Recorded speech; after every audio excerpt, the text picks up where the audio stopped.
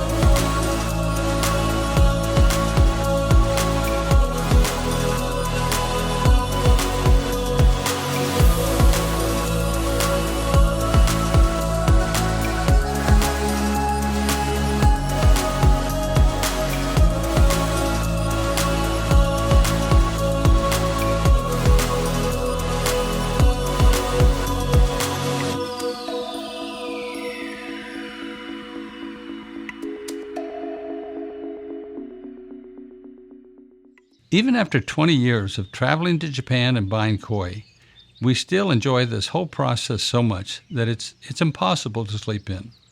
So after a quick early morning breakfast, we're off to visit our first breeder. Aokiya Koi Farm. As you can see here, their main greenhouse is located in a residential area. But what you don't see is the 50 mud ponds scattered throughout the surrounding countryside that they use to raise their koi. The father started the koi farm 70 years ago, but now the son has taken over operating the farm. Oftentimes you will see a breeder that produces a variety of different koi, but specializes in just one or two types. Aokiya Koi Farm is one of those. They specialize in metallic koi. Metallic koi are koi that have a metallic-looking skin, that is, a reflective sheen to it.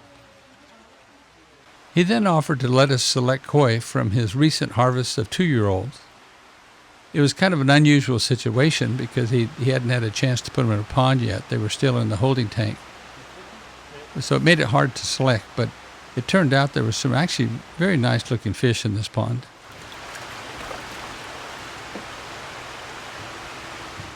So we selected these, but then after selecting them, we carefully examined each koi to make sure that they were healthy. We then sorted them into groups. You will notice throughout this video that after we purchase a selection of koi, we take time to sort the koi and then assign each of them to a box that is given a number. We do this for 2 reasons. The first reason is so we can keep track of each koi during the whole buying and shipping process. The second reason is to make sure the number of koi assigned to a box is safe and not too crowded. Depending upon the size of the koi, you may be limited to only one big koi to a box, or as many as 40 small koi.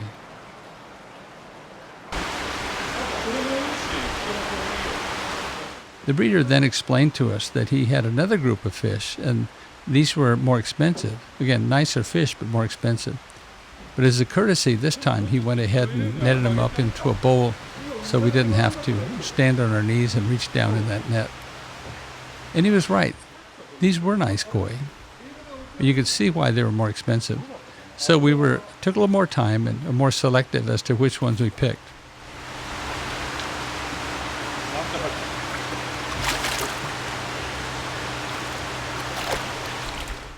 So this finally represents our final selection of the koi from the second pond. As we go through this video, we will be explaining the 5 basic guidelines that we use in selecting a quality koi for purchase: conformation, scales, quality, pattern, and fins. Let's take just 2 minutes and consider the first guideline: conformation. You might think of conformation as the structure of a koi. This means that you need to set aside the color and the pattern of the koi for a minute and concentrate on the general overall shape of the koi. Now here's an example of a 25-inch koi with an ideal conformation. But what makes it ideal? An ideal koi should have a full body that is somewhat football-shaped, not too thin, but also not too fat. The head needs to fit well with the body. A broad head is desirable as compared to a skinny or a pointed head. A thick tail generally indicates the koi has the potential to become a big koi, whereas a thin tail would indicate just the opposite. Look carefully at the koi when it swims or is at rest to make sure the body is straight and uniform. Sometimes a koi will become lopsided or have a bulge on one side. More often than not, that bulge will get worse with time. Included in the conformation of a koi are the fins. Things to look for are: do the fins match? Are they the same size, or is one smaller than the other? Are they both properly formed? It's not uncommon to see a koi with a damaged or deformed fin. If a fin is damaged, is it reasonable to believe that it will heal? The conformation of a koi becomes much easier to measure as it gets older. In a 1-year-old koi, it is mostly a guess, whereas in a 3-year-old koi, it becomes very easy to tell what you have. It's worth noting, male koi are generally thinner than female koi. If you're looking for a big, full-bodied koi, you might consider starting with the female. By far, the majority of first-place koi in koi shows are females. Every year, we try to select the very best koi available for our customers. That's why, starting in 2019, we launched our Koi Pre-Order Program. Since then, the pre-order program has really helped us with the selection process to make sure we stay focused on what our customers really want. With that said, we're excited to announce that at the launch of this video, we will be accepting koi pre-orders year-round. Click the link in the description and fill out the pre-order form, and we will be sure to do our very best at finding that special koi for you on our next buying trip to Japan. Now let's head over to our next breeder, Yaganji Koi Farm. Yaganji Koi Farm has a really nice, clean greenhouse setup for displaying their koi. As you can see here, they produce a wide variety of beautiful large koi. We had a customer who pre-ordered several nice koi, but she made it very clear that her dream koi was a big, high-quality Ginrin benigoi. When we saw this koi in the pond, Jeff and I immediately looked at each other and smiled. This koi was exactly what our customer was looking for. This 25-inch benigoi was so beautiful. It had everything going for it. The conformation was wonderful. The Ginrin scales were bright and attractive. The head color was the same as the body color, and all the fins had a nice matching pattern to them. This koi was sold even before we got a price on it. That's definitely one for box. At this point, I'd like to introduce Suto and his boss Toro from Far East Enterprise. They have served as our host, translator, negotiator, and friends for for the past 20 years. We loved this koi so much that we wanted to see what else he had. We noticed an interesting tancho kuhaku. It had a great conformation and a nice pattern, but there was a little extra color on her nose, which would qualify as a serious flaw. We wanted to see how much that would influence or be reflected in the price. So we went looking for a second koi to make up a box before getting a price. This would let the breeder know that we were seriously interested in the tancho if the price was right. We saw this goshiki. The conformation was thin because it is a male, but the clean fins, unusual pattern, and the deep red color made it a very attractive koi. We asked for a price for the two koi, and it was right around what we were willing to pay. So we ended up purchasing both the koi.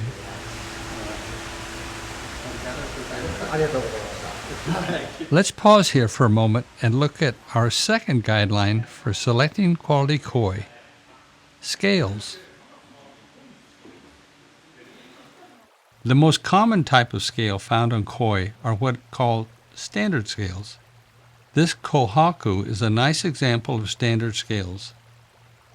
Standard scales should have a soft, uniform look to them. Now here's the same type of koi with Ginrin scales. Ginrin scales appear shiny and can have almost a sparkle to them. They can also appear very strong and obvious, or very faint and almost unnoticeable. They can also come in a number of variations. Here is a chagoi with Ginrin scales that have a somewhat scattered look to them. Here is an Ochiba with Ginrin scales that appear in more defined rows, almost like rows of corn. Here is a variation of Ginrin scales which is referred to as pearl scales. Koi with pearl scales are very hard to find. This is the best example of pearl scales I have seen in 20 years. There are also scaleless koi. These koi were originally developed by crossing a German scaleless carp with a Japanese koi, resulting in a koi with no scales. Therefore, anytime you have a koi with no scales, it is referred to as a Deutsch koi after the German word Deutschland. These koi can become very striking in appearance because with no scales, the color separation can become very clear. Finally, there are koi available with what is called arigoki scales or dragon scales. This is where you have a scaleless koi with a layer of large scales typically traveling the length of the koi. Some of these patterns can become very dramatic. Now here's an example of just one type of koi, an Ochiba, with a variety of scales. We have a standard scaled Ochiba, a Ginrin scaled Ochiba, and a scaleless Ochiba. Our next breeder is 40 minutes away. Each time we travel between breeders, it gives us an opportunity to relax and kind of reset, to reflect on what we've already purchased, but also what we're hoping to find at the next breeder. We then arrive at our next breeder, Koshiji Koi Farm. Koshiji Koi Farm is located off the beaten path in a beautiful setting. Just before we got there, he had harvested some new 2-year-old koi. After viewing them, we were very interested in seeing them up close. Keep in mind, it's proper etiquette to always ask the breeder first before netting a pond, which we did, and he said that would be fine. The reason for asking before netting a pond is that some breeders would prefer that they do the netting at times, especially when dealing with expensive koi.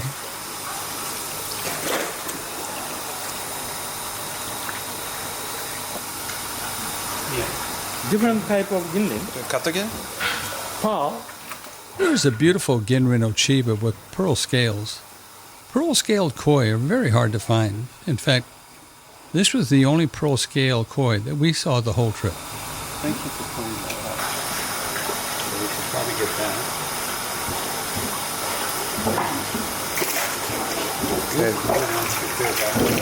I'd say no to that one. So we finally whittled our selection down to these 7 koi. We then decided to look at some of his 3-year-old koi. We had several pre-order requests for a larger standard scale Showa. We have purchased his Showas before in the past and always been very happy with how nicely they develop.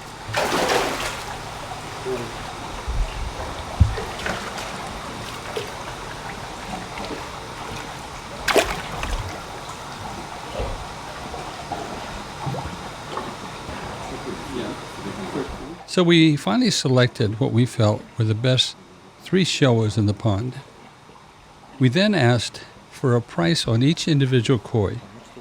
The prices varied for each koi, but overall, they seemed reasonable. Now, breeders like to sell in bulk, so it's not uncommon to receive a discount when you buy several koi as a group. So we asked him if there would be a better price if we bought all 3. He said yes. So we bought all 3 koi. We were just about to leave when we saw one more koi that stopped us in our tracks. What a beautiful koi. This is a 26-inch female Deutsch Sanki.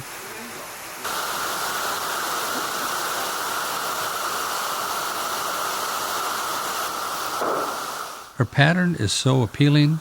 Her white is snow white. Even the head is remarkably white. Her black is black, and her red color is a deep, uniform color. Plus, all her fins are so clean and white. Everything just comes together in this koi.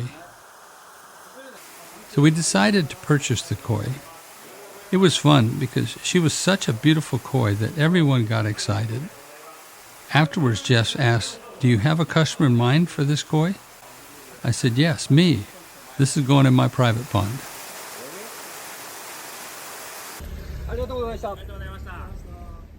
This is a good time to talk about our next subject in our series, 5 Guidelines for Selecting Quality Koi. Quality of color. The quality of the color covers a number of things. First, is the color itself a deep, solid color, or is it inconsistent and faded? If it is a solid colored koi, is the color uniform from the nose of the koi all the way to the tail? It's preferable if the head color is the same as it transitions into the body of the koi, as it is in the case of this Yamabuki Ogon. Now, on a Gosanki, for instance, is the red a deep red color? Does the black have a deep, almost lacquer look to it? And not to be overlooked, is the white a bright, clean white color? And don't overlook the fins. Do they have a clean look to them, or are they messy looking, such as in this case? Also important is the kiwa. The kiwa is defined as the separation between the colors. The separation should be very sharp and crisp with no blurring. The only exception is with koi that has not completely matured yet, as in this example.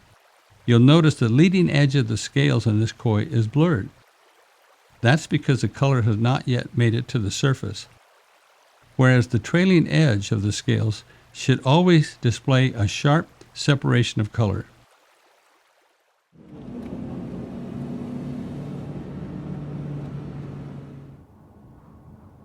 Now let's head over to Chogoro Koi Farm.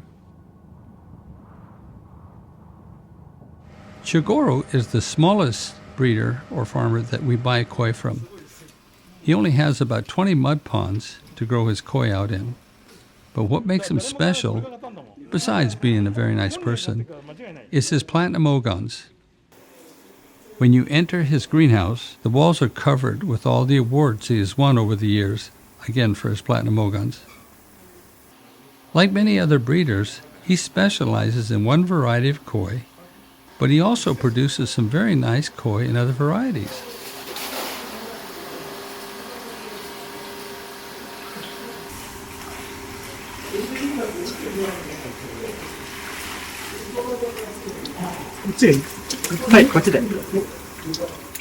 We were looking to purchase 2 boxes of his 2-year-old platinum ogons.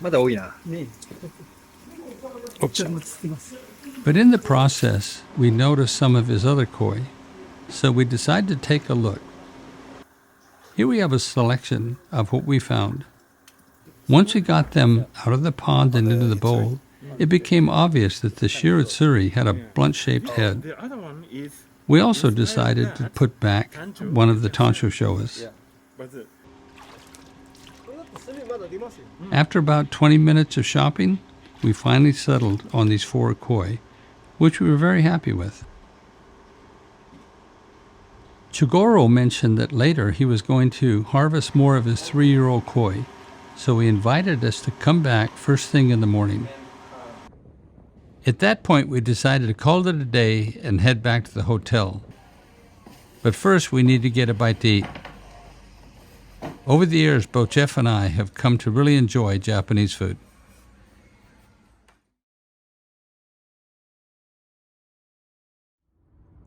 The next morning, we hurried back to Chogoro's to see what he had.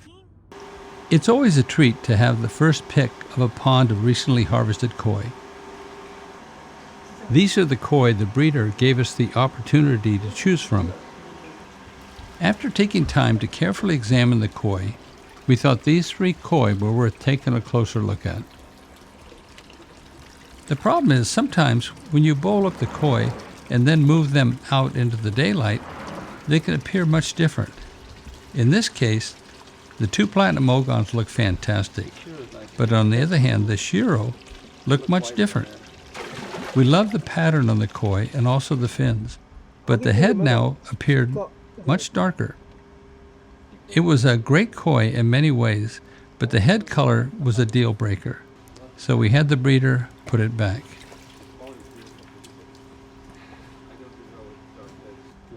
We ultimately decided on these 2 beautiful platinum ogons. That's what I have in At this point, we thanked the breeder once again, and then we were off to our next stop, Otsuka Koi Farms. Otsuka Koi Farm produces some great koi, but we were on a mission. We had a customer who pre-ordered a 20-inch Charlotte. Charlotte is a 32-inch Ginrin Chagoi that lives in my private pond and has the distinction of being the only fish that Sacramento Koi owns that's not for sale. The reason is everybody loves Charlotte. We felt there was a good chance that Otsuka would have exactly what we were looking for. And sure enough, he did. He had these 3 chagois to choose from, so we selected the larger 20-inch female.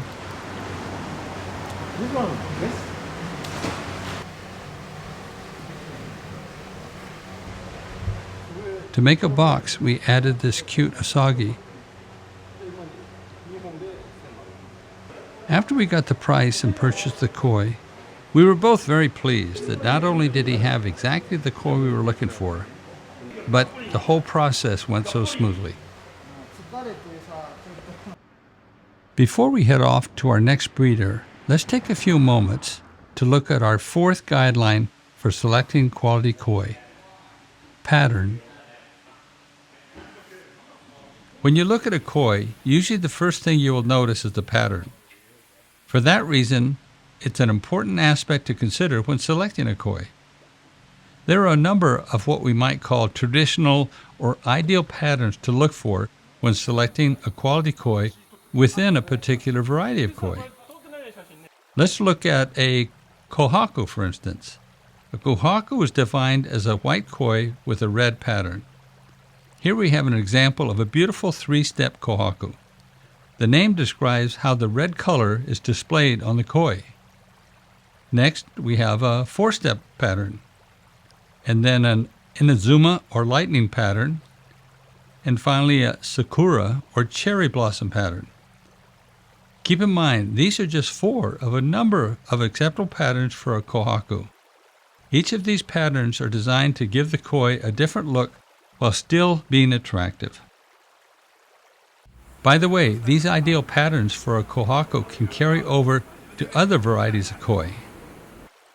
An example of this can be seen in selecting a Showa, for instance. To many, a great Showa would be a koi that would start with a nice traditional kohaku pattern. Then you would overlay that with black color in the form of bands extending down the sides of the koi. Another desirable feature of a Showa is to have matching black color at the base of the fins. The fins on this koi are an important part of what makes this Showa so attractive. The point we'd like to make is that there are a number of traditional guidelines that should be considered when judging how good the pattern is on a particular koi based on the variety of the koi. But keep in mind, you can have a koi with an unusual pattern, that is, one that doesn't conform to the traditional pattern, and yet still be a very attractive koi. For instance, here's an example of a very unusual koi. At first glance, you might think this is a Hiyetsuri based on its color and pattern, but how do you explain the amazing color pattern on the fins? Upon closer examination, you realize this is a Showa. All the white was on the belly. We fell in love with this koi because it was so unusual. You will never find a Hiyetsuri with this beautiful pattern on the fins. At this point, we wanted to stop for a quick lunch. Lawson is a chain of convenience stores throughout Japan that offers a huge variety of quick food items to choose from. Fortunately, right across the street was a beautiful temple that provided a pleasant seating area as a courtesy for anyone walking by. Next up is Ikarashi Koi Farm. Ikarashi Koi Farm began just over 40 years ago, and like many other farms, the son now operates the farm.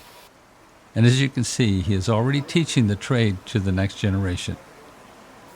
This koi farm is a great source for our bread and butter koi, which consists mainly of the 2-year-old koi in the 14 to 17-inch range. We love shopping here because he produces such a wide variety of unusual fish for us to select from. So once again, as we do with each breeder, we start first by netting up a number of koi that we're interested in, and then we begin to examine them more closely. With this koi, we didn't like the color on his nose. We felt like it distracted from the nice pattern of the koi. We also need to look closely at the conformation of each of them. Here was a koi with a defective gill plate cover that could easily have been overlooked.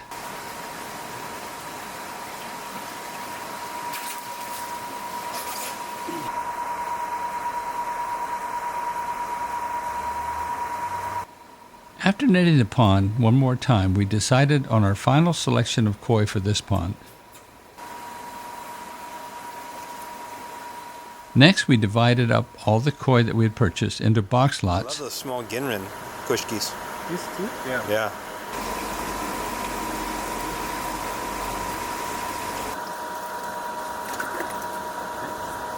Okay. And then took photos of them for our records.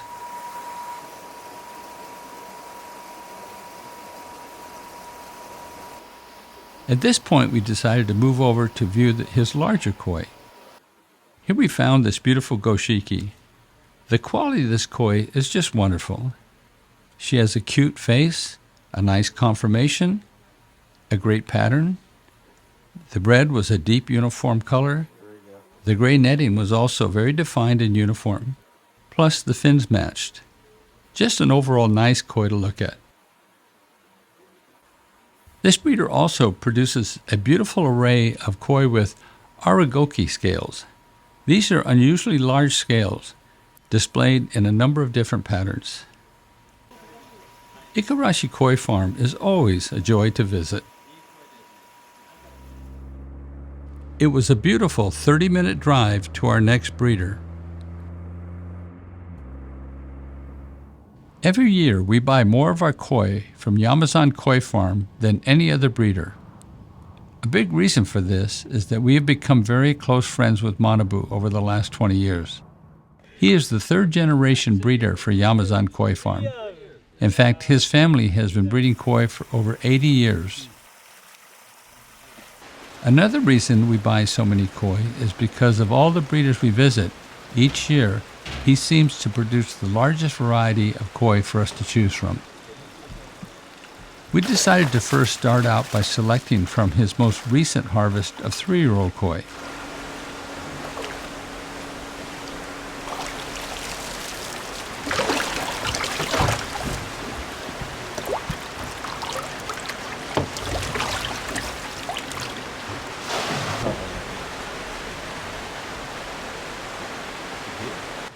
We liked this koi, but we were concerned with this red color in its head.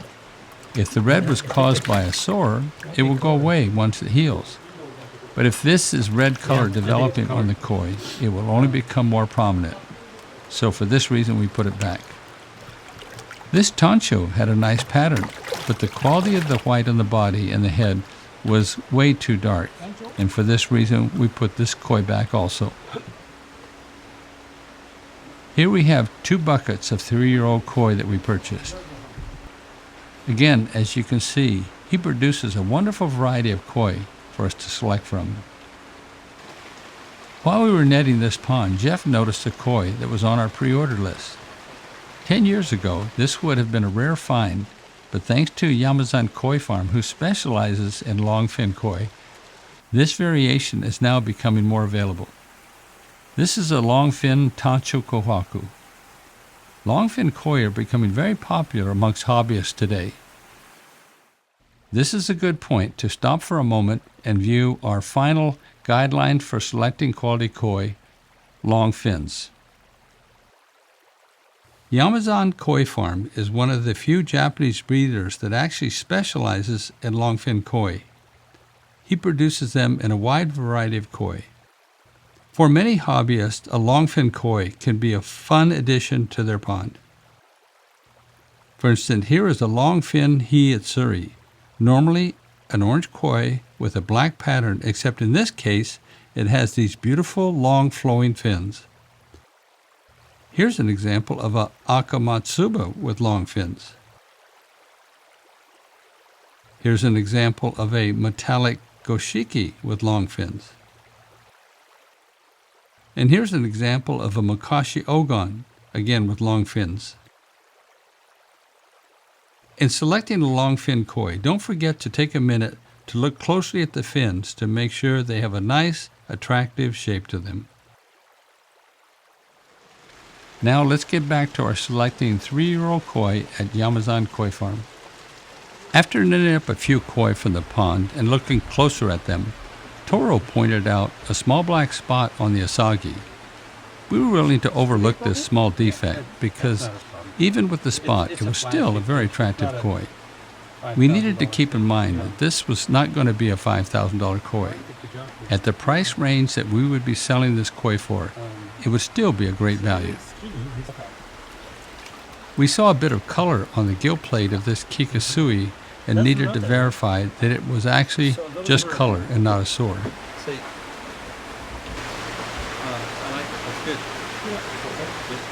We decided to purchase these koi along with another bucket from the same pond.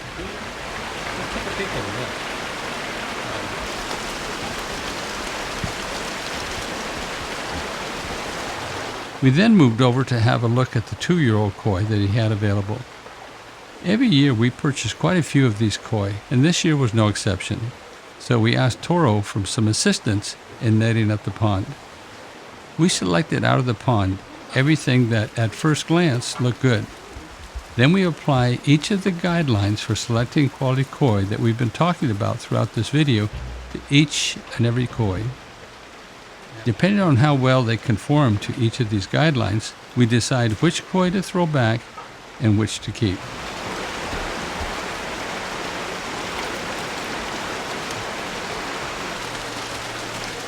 What is nice is that because he has such a large quantity of fish to choose from, it allows us to be very particular as to what we keep. Manabu then mentioned that he had a nice selection of tosai, that is 1-year-old koi, available if we were interested, which we were. However, it was already getting too late in the day to do this, so we made an appointment to come back the following day. Manabu was kind enough to invite us in for a brief snack along with some friendly conversation and a chance to wind down from the day.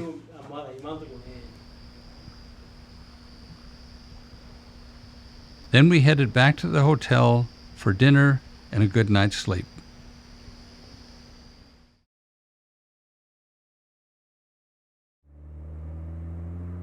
The next morning we headed out to Fukasawa Koi Farm.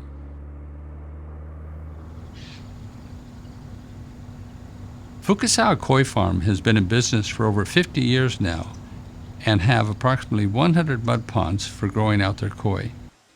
We love visiting them because every year they produce some really great koi. Mr. Ofuji, the owner, had informed us a few days ago that he would be harvesting some of his 2-year-old koi on this morning, so we made it a point to show up early. That's packed. This is definitely a family-run farm. At harvest time, the whole family gets involved. Here we have Mr. Ofuji's brother helping to unload the new koi. First thing he does is remove them from the transport tank into a viewing tub where Mr. Ofuji's son briefly inspects the koi for any possible problems. He then hands the koi off to his wife. His wife, in turn, delivers them to her mother-in-law, Mr. Ofuji's wife, who finally places them in the pond. I find it heartwarming to see a family working so closely together with one goal in mind.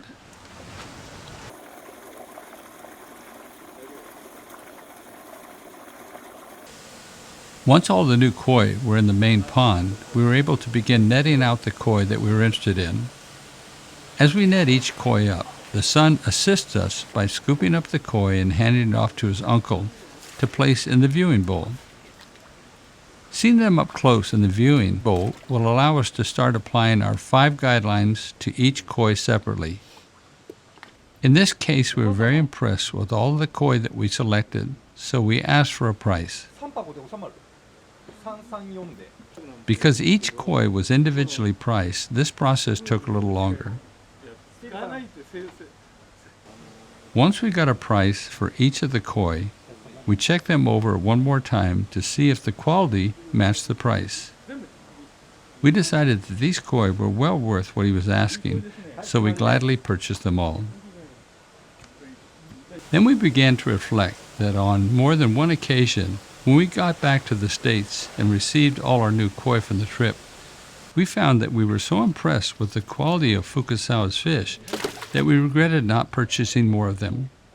So with that in mind, we decided to go back and net up a few more, and we found these 4 beautiful koi. The breeder then let us know that he was going to be harvesting some 3- and 4-year-old koi the following morning in case we wanted to come back. We knew right away that we had to be there.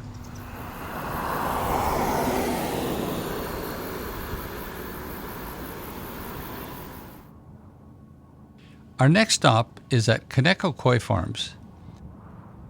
He specializes in Kujaku and Shuritsuri.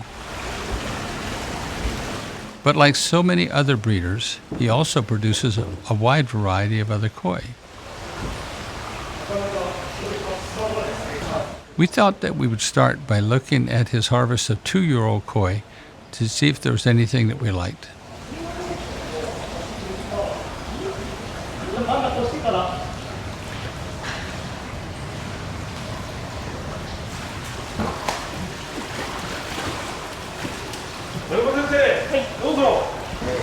We found this Ginrin Matsu Karabaki that looked nice at first. A Matsu Karabaki is a white koi with a black pattern, but should not have this orange on its underside. You don't see it looking straight down, but as they swim faster in the pond, you're going to see the yellow. So I think we should put this one back.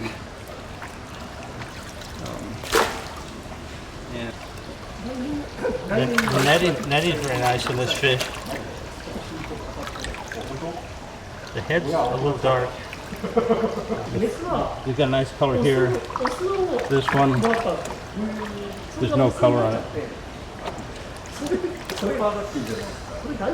Yeah, let's put that one back. This kujaku looked really good in the pond, so we netted it up. Unfortunately, it turned out to be a real disappointment once we saw it up close. But what I don't like is this, the yellow, and then the fins are the same thing. Kind of messy, and then the nose is kind of messy. So we're going to put that back.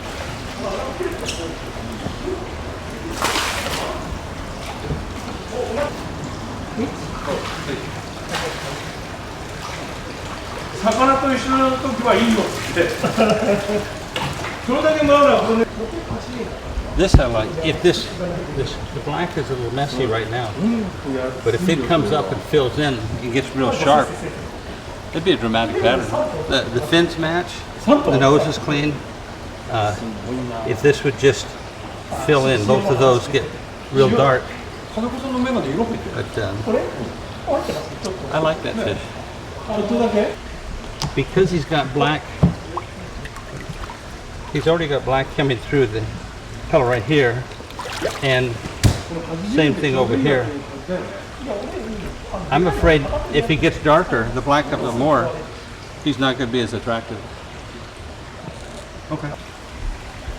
After looking through the whole pond, here are the 9 koi that we finally settled on.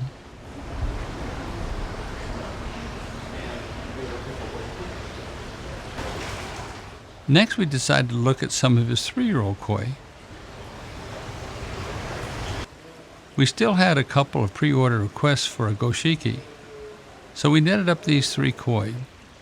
It was obvious that they were all males because they were pretty thin, but there were some things about them that we really liked. Knowing that we would need a 4th koi to complete 2 boxes in the event we decided to purchase these 3 koi, we also netted up this Tancho Showa. Okay. Again, what we like about this one, we're hoping this will get darker in our harder water. So this should all get jet black, and there'll be a beautiful contrast. This one, it could get darker and still look beautiful. It would be nice if it would stay this way, but it'll probably get a little darker. It'll still be a beautiful fish. This one here, there's a good chance it may get a little dark on here, but the rest of this is going to stay this color. It'll never fill in enough to get black, and it's just a unique color, unique pattern all to itself, and I love the button noses. We next asked for a price on the koi, hoping that the price would reflect that the conformation of all 3 goshikis was lacking. The breeder agreed with us that at this point in their lives, their conformation was on the thin side. Therefore, his price was very fair. So we purchased the koi and thanked him very much.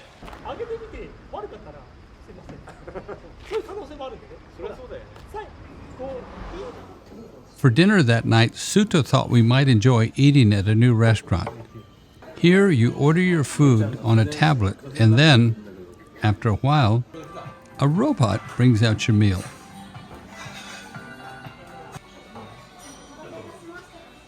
It turned out to be a fun experience, and the food was actually very good.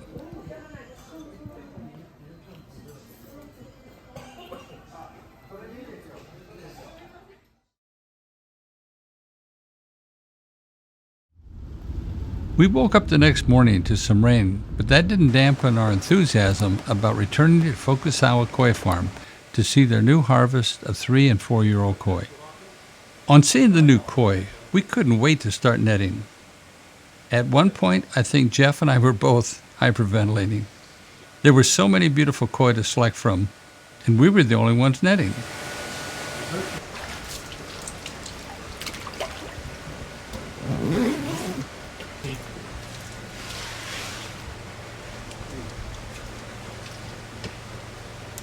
After we made our selection, we began to settle down and take time to examine each individual koi.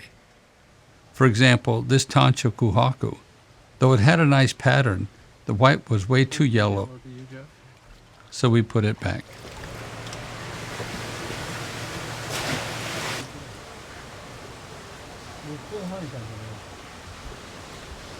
Finally, Mr. Ofuji and his brother carefully priced out each individual koi, and as usual, we were very satisfied with this price, so we purchased all the koi, and then we began to assign them to boxes.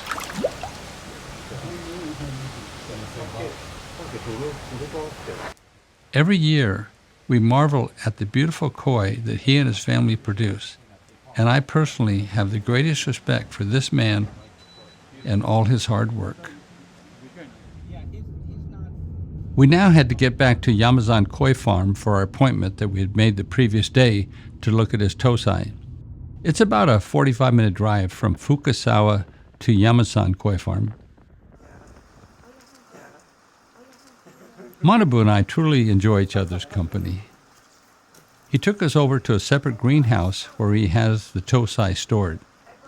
Since it's impossible to select a single koi out of the pond like we do with the larger koi, they'll seine the pond and then scoop up one small netful at a time for us to select from. This gives us the opportunity to see each koi up close. The problem with buying small koi is that because small koi change so much, it can be very hard to tell exactly what the fish is going to look like as it matures. Whereas with a 2-year-old koi, for instance, you're going to have a much better idea of what you're working with. And it follows that with a 3-year-old koi, you're going to have an even better idea of how the koi is going to turn out. But that is also why they are so much more expensive. Because small koi are such a gamble, the Japanese have a saying, only a fool buys a small koi, and only a fool sells a small koi. Since we have some customers who are willing to take a chance on small koi, we purchased 150 of these. He then informed us that earlier that morning he had harvested another group of his 3-year-old koi, so we stopped to look at what he had, and of course, we couldn't resist. So we started the whole process all over again. You can see here why we buy so many koi from Manabu each year. The variety and the quality is just wonderful.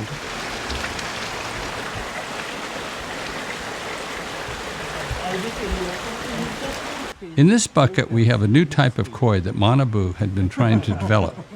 It was a cross between a kujaku and a sanki. He told us he was no longer going to try to produce this koi because it was too difficult to achieve the look he was after. We all thought it was interesting and definitely unique, but we decided to pass on it nonetheless.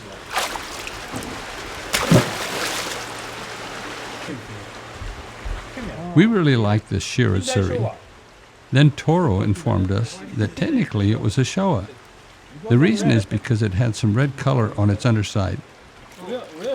We all laughed and agreed that whoever buys this koi will be looking for a Shiratsuri, not a Showa. Jeff and I finalized our selection and then asked Manabu for a price.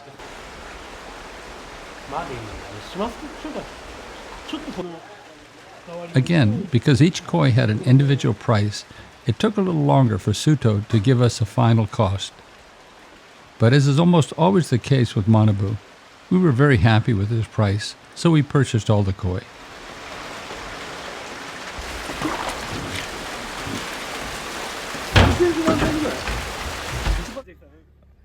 Eventually, with a lot of mixed emotions, it was once again time to say goodbye to Manabu for another year. We just got word that the breeder from Shinoda Koi Farm was on his way back to their greenhouse with a new harvest of koi, so we drove over right away to hopefully be one of the first to select from the new koi. We got there a little early, which gave us a chance to review how we were doing on filling our pre-order requests. After a short wait, Shinoda and his staff showed up with a literal truckload of new koi. In watching them unload the new koi, it became obvious that there is a whole process that they go through in getting the koi out of the truck and into the proper tank based on the quality of each koi. As a third-generation breeder, Shinoda has developed the ability to, in just a few seconds, accurately evaluate the overall quality of each koi based on all the information we have talked about in this video. Here we see him sorting the koi based on the quality of each koi. The fish he is placing in the holding net are of a higher quality and will later be individually priced, whereas the koi he is placing in this tank will all be sold at the same price. In the past, we have found there can be some real nice koi in this tank, as long as you get there before they're picked over. There was a dealer from France that happened to arrive there at the same time as we did, so it's proper etiquette to take turns from selecting from the pond when this happens. It actually turned out to be a lot of fun because he was such a likable guy.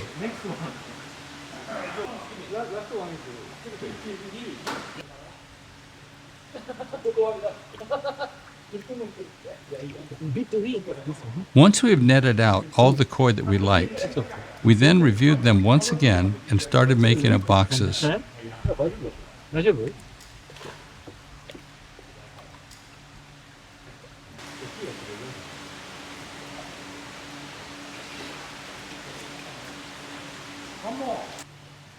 With this size koi, we can usually fit about 5 in a box.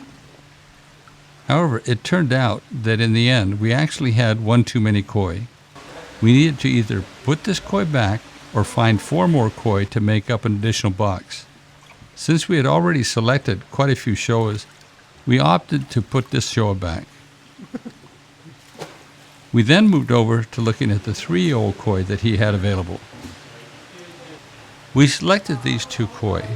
We loved the Hiyatsuri, but we had a concern with the Tancho Kujaku. We liked the Tancho pattern on the head. The red color was nice and deep. The scalation on the body was great, but the 3 black spots on the head, fin, and body were distracting. The spots were definitely a flaw, but we wanted to see if that would be reflected in the price. It turned out that the price for the Tancho didn't seem to take into consideration these spots, so we chose to pass on this particular koi. Before we left, we wanted to make sure and thank Shinoda one more time for all his hard work and all the beautiful koi that he produces. Then, after saying goodbye and drawing to an end another exhausting day, we decided to stop for dinner. One thing about spending time in Japan is that you will probably end up growing to really enjoy seafood.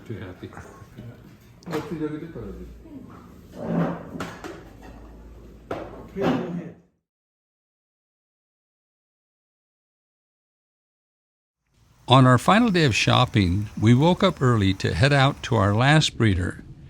Located a full 2-hour drive east of Nagaoka in the picturesque town of Asahi, nestled between the Sea of Japan and snow-capped mountains, we find Nagoshi Koi Farm. We were looking to fill a few pre-orders still left for some larger, high-quality koi, and that's exactly the kind of fish Nagoshi produces. It wasn't long before we noticed a couple koi that we wanted to take a closer look at, so the breeder prepared a bucket for us. We first found these 2 beautiful full-bodied sankis. Then we noticed this nice 4-step kohaku, followed by this 3-step kohaku. Once in the bucket, it became obvious how yellow the white was on this 3-step kohaku, so I was about to put it back. It was at this point that Toru told us that the breeder mentioned earlier that this koi had just come out of the mud ponds 2 days earlier, which could explain why it looked so yellow. The breeder felt very strongly that this koi would turn as white as the 4-step kohaku within a few months. So we decided to take a risk and committed to buying her. Turns out the breeder was right. Within a few weeks after we got her back to the States, the white was perfect. We then spotted another koi that was on our pre-order list. This is a beautiful metallic Ki Matsuba. We had already netted up 1 Matsuba, but once we got the second one in the bowl, the difference in the 2 was quite apparent. The second Matsuba had a much better conformation to her, plus the scalation was more uniform and the quality of the color was just brighter. This made it easier to decide which one to put back. The breeder was proud of a new variety of koi that he was developing and wanted to show us what he had accomplished. This is a platinum yamabuki. It's a cross between, you guessed it, a platinum ogon and a yamabuki ogon. We thought that this was such an amazing and unusual koi, we told him that we'd like to buy it. I think we caught him off guard. I'm not sure he wanted to sell it. but he thought about it for a few minutes and then turned to his son, who is in training, and asked him to give us a price on all the koi that we had selected. Suto then reviewed the numbers with us. As much as we loved this three-step kohaku, it was outside the price range our customer had given us for the koi that we were looking for, so we chose to put it back. As we started to assign koi to boxes, we found that we had room for one more koi to complete a box. So we returned to the pond to find one final koi for the trip.